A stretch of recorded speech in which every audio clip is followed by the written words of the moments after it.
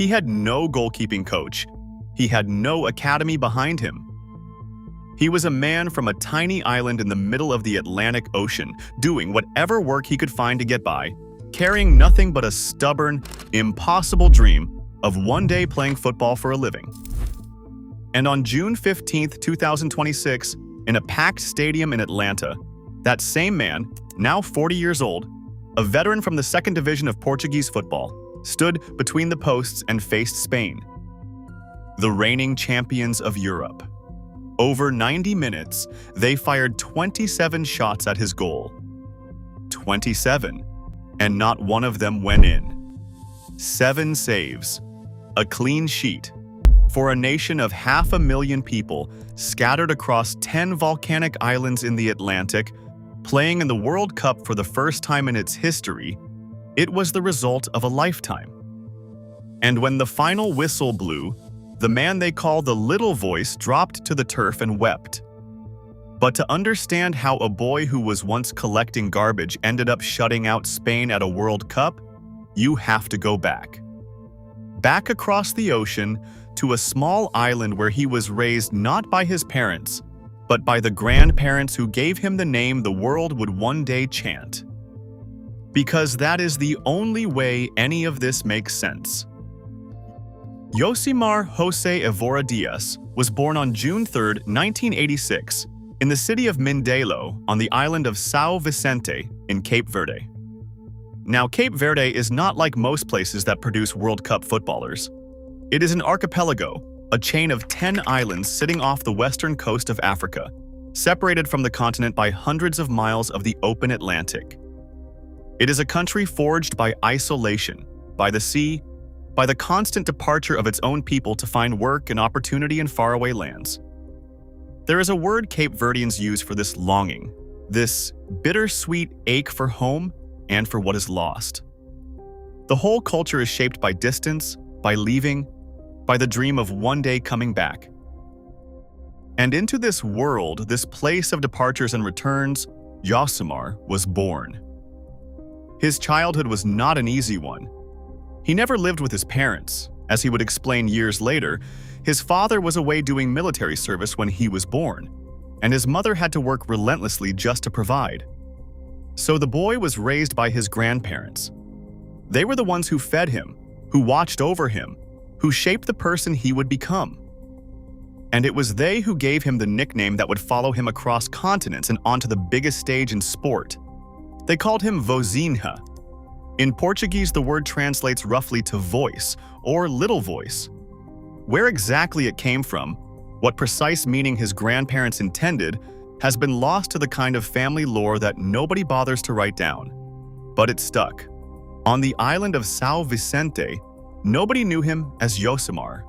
To everyone around him, he was simply Vozinha, the little voice. It is a strange thing when you think about it. A goalkeeper is, in many ways, the loudest member of any football team. He is the one barking orders, organizing the defense, the only voice that can see the entire field laid out in front of him. And here was a boy nicknamed the Voice, growing up on a remote island, learning a trade that would one day require him to command grown men in front of tens of thousands of screaming fans. Sometimes a name fits before anyone could possibly know why. Like so many Cape Verdean kids, Yosimar fell in love with football early. But football on the islands is not a glamorous business. There is no rich domestic league pouring money into academies. There are no scouts crawling over every youth match. The facilities are modest. The competition is small.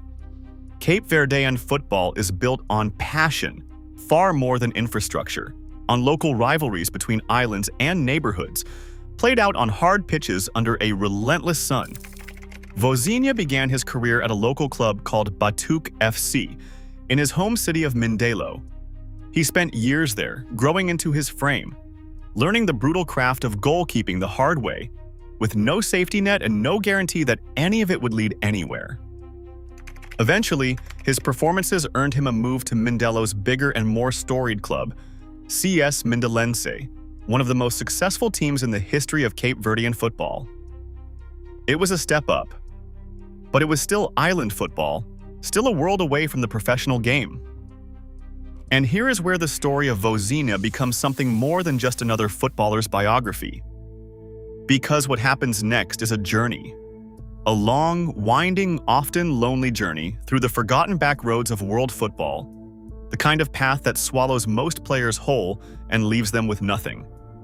His first real move out of Cape Verde took him to Angola, the former Portuguese colony on the African mainland, where he signed for a club called Progresso. And it was there, in Angola, that the nickname nearly didn't survive. When Vozinha arrived at the club, he discovered that there was already another goalkeeper there named Josimar. Now, in football, you cannot have two players with the same name on the back of their shirts. So Vozinha had a decision to make. He could become Josimar II, a sort of footnote, an afterthought defined by someone else. Or he could be himself. He chose himself.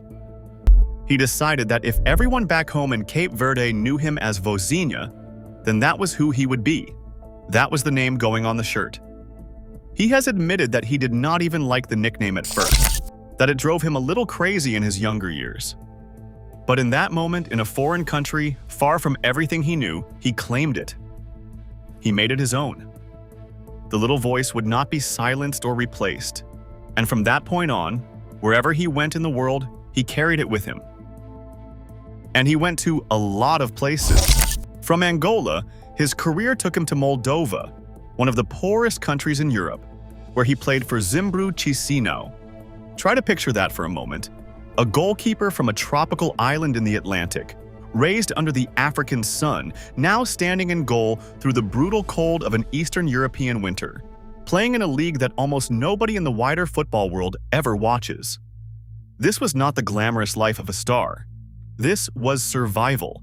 This was a man taking his trade wherever the trade would have him, because that is what you do when you refuse to give up on the game. From Moldova, the road led to Portugal, the spiritual home of so many Cape Verdean players given the deep historical ties between the two nations.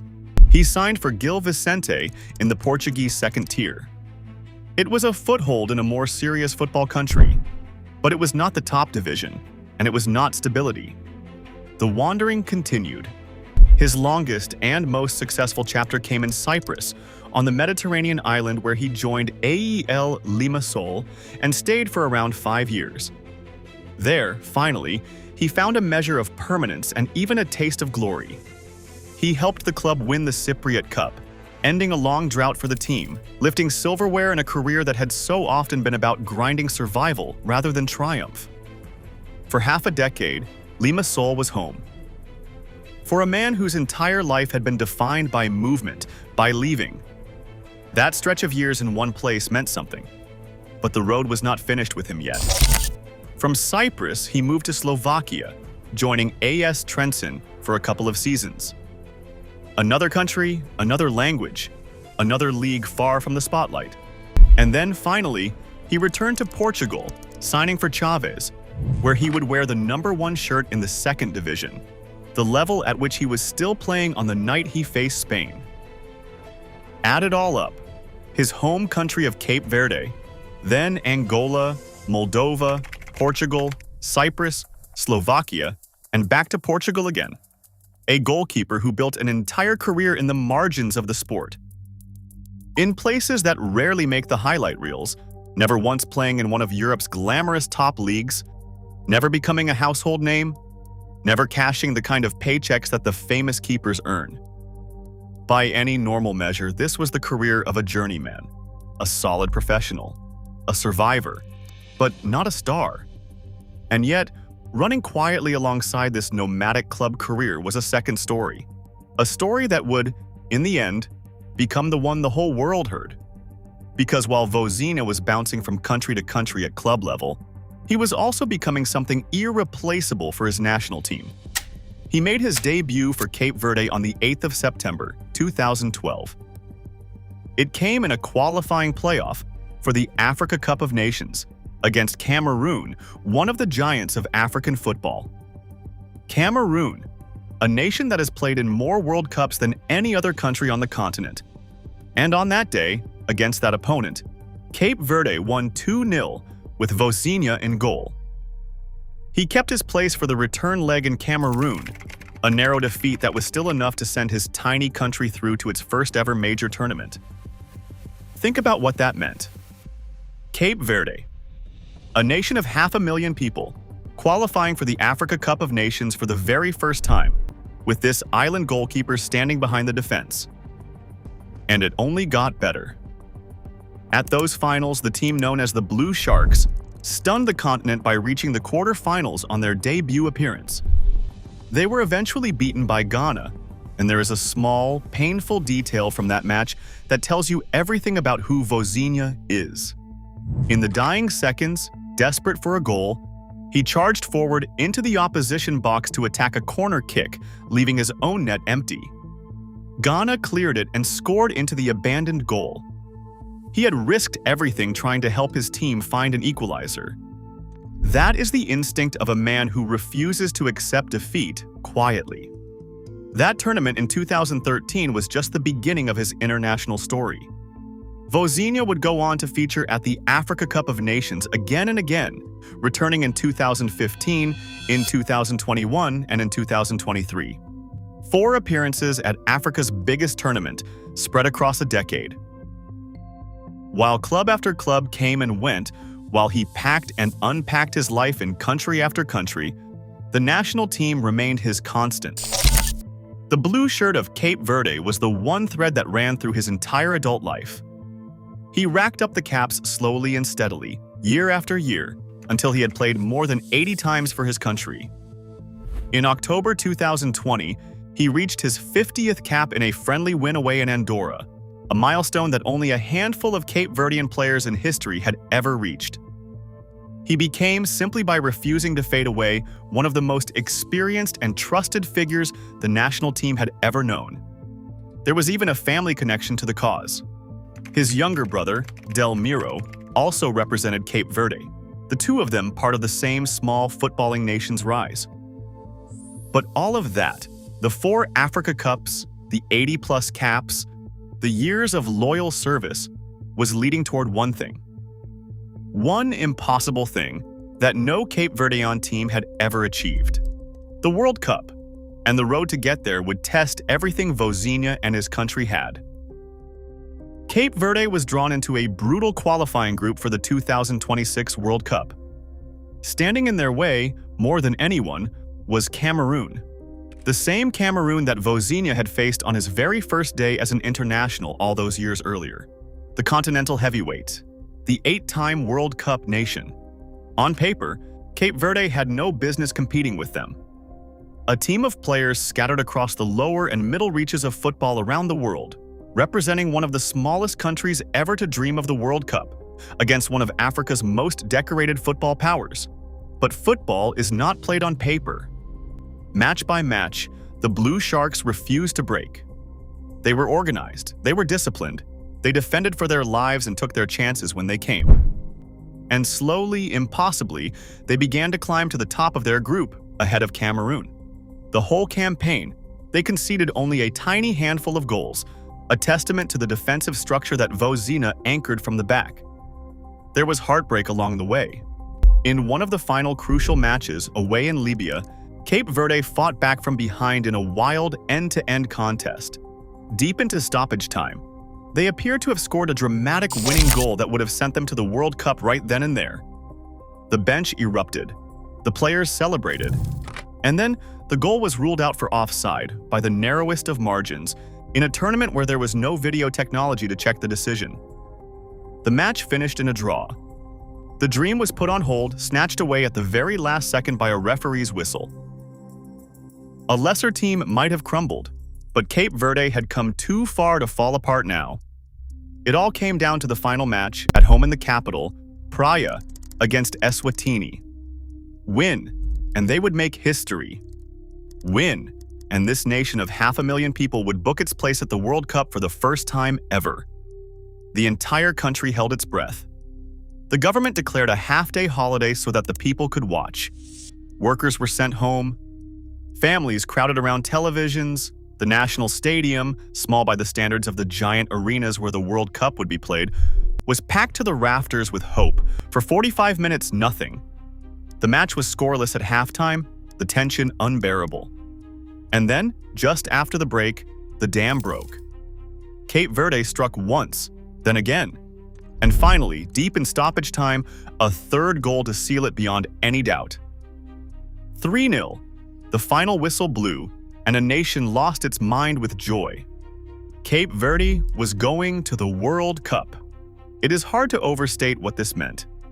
This was a country of just over 500,000 people, one of the smallest nations ever to reach football's greatest tournament. They had topped their group ahead of Cameroon, a footballing power many times their size. The achievement landed in a year heavy with meaning too, as the country marked the 50th anniversary of its independence.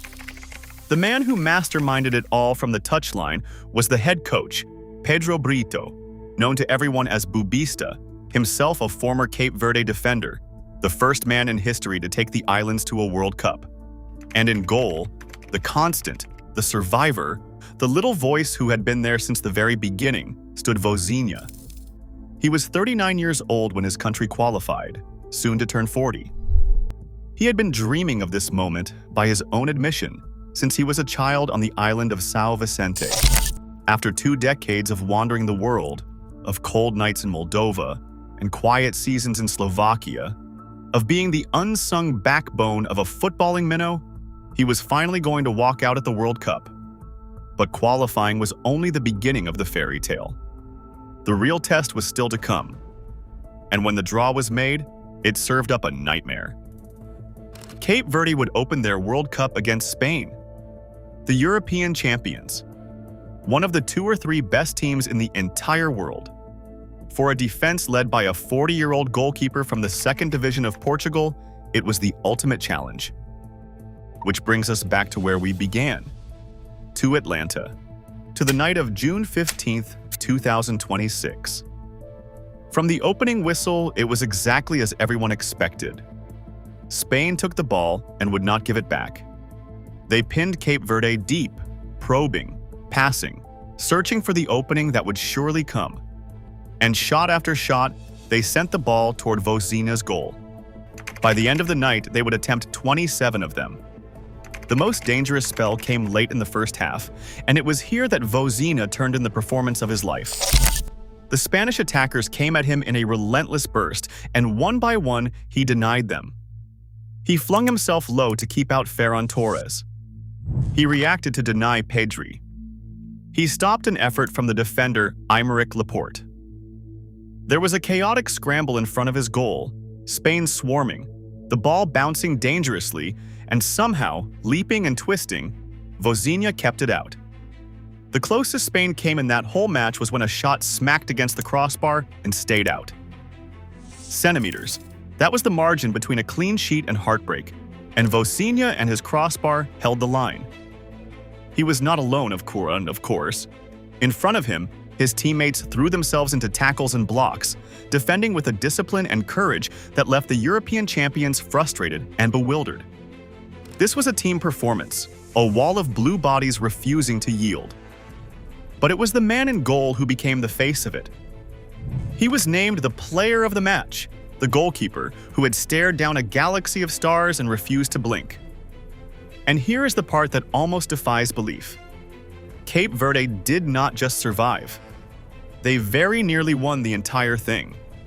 Late in the match, from a corner, a Cape Verde defender rose and met the ball with a header that flashed toward the Spanish goal. For a heartbeat, the impossible hung in the air, the greatest upset imaginable. But the Spanish goalkeeper reacted to push it away, and the chance was gone. It finished 0-0, a draw. But for Cape Verde, on their World Cup debut, against Spain, a draw felt like a victory parade. Even the Spanish manager Luis de la Fuente could only admit the truth afterward. He acknowledged that his team should have won given all the chances they created, but conceded they had lacked the sharpness to finish them. He had warned beforehand that Cape Verde could be one of the surprises of the tournament. Now he knew exactly how right he had been. The records that Vozinha set that night placed him in legendary company. At 40 years old, he became the 3rd oldest goalkeeper ever to keep a clean sheet in a men's World Cup match, behind only 2 giants of the game, Peter Shilton and Dino Zoff. He became the oldest goalkeeper in history to keep a clean sheet on his World Cup debut. He was only the second goalkeeper aged 40 or older to make at least 7 saves in a single World Cup match in nearly 60 years. The numbers told the story of a man who had not merely shown up at the World Cup as a sentimental veteran, but had walked in and produced one of the great individual performances of the tournament's opening week. And then there were the tears. The 40-year-old man weeping on the pitch as his teammates embraced him. He tried to put it into words afterward, and what he said cut to the heart of everything. He spoke about working his entire life for this moment. He spoke about all the generations of Cape Verdeans who had dreamed this same dream and never let it go. He said that every single one of them had earned the right to be there, that they deserved it, after working so hard for so long.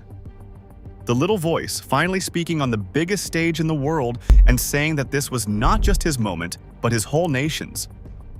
The world noticed. In the hours after the match, his name spread across the globe, the heartwarming story of the second division goalkeeper who shut out Spain. His following on social media exploded, reportedly leaping from around 50,000 people to over 2 million in a single day. A man who had spent his entire career in the shadows became, overnight, a global symbol of the underdog, of perseverance, of a dream deferred for decades and finally realized. And his World Cup was not even over.